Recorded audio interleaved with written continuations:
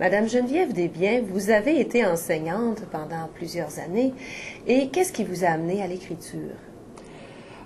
J'ai été enseignante 35 ans. Et l'écriture, au départ, moi, j'enseignais la géographie. J'étais quelqu'un de formé en sciences humaines, géographie, histoire. Et lorsque je suis arrivée à Rimouski, c'est là que j'ai fait le saut pour le français. J'étais quand même bonne en français, mais je voyais les difficultés des élèves, les élèves de 5e secondaire, 4e secondaire, qui, comme moi je commençais dans l'enseignement du français, je recevais vraiment facilement tous leurs problèmes. Je me rappelle, entre autres, un élève qui m'avait dit « Geneviève, quand tu dis que le participe passé avec avoir s'accorde avec son sujet, s'il est placé avant, veux-tu dire avant par là ou avant par là? » Et là, j'ai réalisé que finalement, ils savaient leurs règles souvent, mais c'était un petit mot qui les bloquait.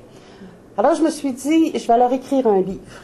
Je vais leur écrire un livre et dans le livre, je vais tout mettre. Tous les styles de phrases, tous les styles de ponctuation, tous les temps. Et puis, pour leur montrer, avec le livre, les intéressés, ce sera mon livre, ils l'utiliseront. Et c'est comme ça que m'est venue l'idée d'écrire un livre au départ. J'avais pas encore idée qu'est-ce qui ce serait, là, le sujet. Mais, puis pour faire une petite parenthèse, ce livre-là, finalement, qui était destiné à des élèves de 4e secondaire, a pris un autre tournant. Et c'est devenu un roman grand public, plus axé sur le grand public que sur les adolescents.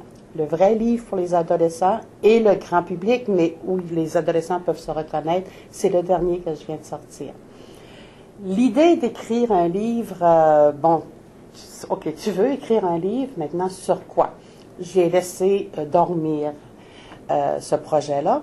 Puis on a traversé l'Atlantique en voilier en 1989 et aux Açores, à Horton, il nous est arrivé une petite anecdote. Et j'avais dit à mon compagnon, ça ferait un beau sujet de roman, si j'étais capable de trouver une intrigue. Et là, je suis revenue de ce voyage-là. Et là, ça y est, je plonge, j'écris un roman. J'ai pris une petite formation. Le premier camp littéraire Félix, qui s'est offert en région, j'étais une participante. C'était à Esprit-Saint.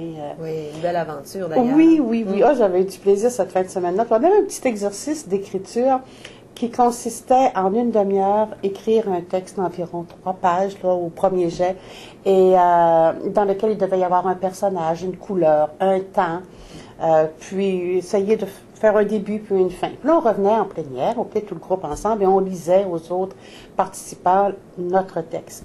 Et moi, quand j'ai lu le mien, qui était tout à fait fictif, on me dit « Ah, Geneviève, ça ferait un beau roman, ça? » Eh bien, ça a été Fidèle Trahison. C'est le premier roman que j'ai écrit. Mais l'idée de mon intrigue, le vrai bon roman que je m'étais dit que j'allais écrire, là, finalement, c'est Mère porteuse, M-E-R, Mère porteuse, que j'ai écrit en deuxième. Mais ça, il faut dire, j'ai tout fait ça en travaillant. Donc, l'intervalle de production, c'était long. Là. Oui, forcément. Oui, une dizaine d'années pour Fidèle Trahison. Moins de temps pour Mère porteuse parce qu'il était... Pendant que j'écrivais Fidèle Trahison, j'avais en parallèle Mère porteuse. Mère porteuse, ça a pris 2 ans. Puis D'Artagnan, le piège, 5 ans. Cet amour de la mer aussi est très présent dans Mère porteuse. C'est quelque chose qui vous habite, cette passion pour la mer, le maritime. Ah oui, moi, le bateau, en tout cas, la navigation de plaisance, c'est sûr que c'est déjà moins ardu que quelqu'un qui gagne sa vie sur mer. Mais moi, j'appelle ça mon lieu de méditation. C'est rare que j'écris sur le bateau. Je médite, je suis en contemplation. Des fois, je me dis, je comprends donc les petites sœurs contemplatives.